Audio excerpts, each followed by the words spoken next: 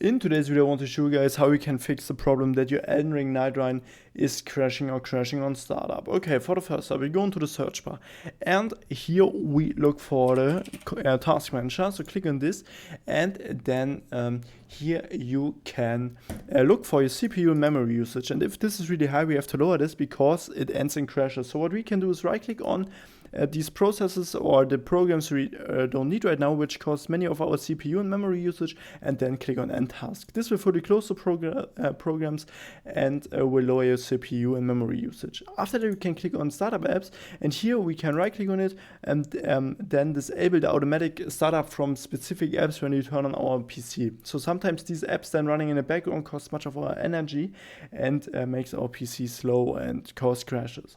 So this is what we can do, and after that I have a tip for NVIDIA graphic card users. Download the NVIDIA app. In the NVIDIA app you can install the best and newest GeForce Game Ready driver.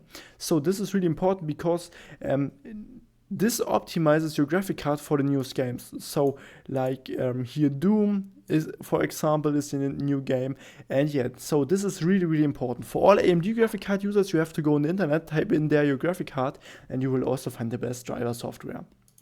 So, and then for the next step, go on the device manager. So search my device manager, and here we close all these things and then open disk drives, display adapters and processors. So here's your graphic card, by the way. What we do now is here, click on your disk drive, update driver, search automatically for drivers, and we have already installed the best driver. And we do this with all disk drives, all display adapters and all processors.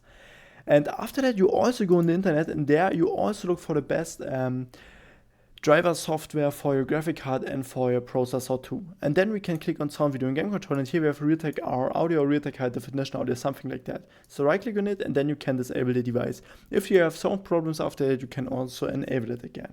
If I could help you with the video, please leave a like and subscribe. If not, write down in the comments, we will find the solution, and then see you next time.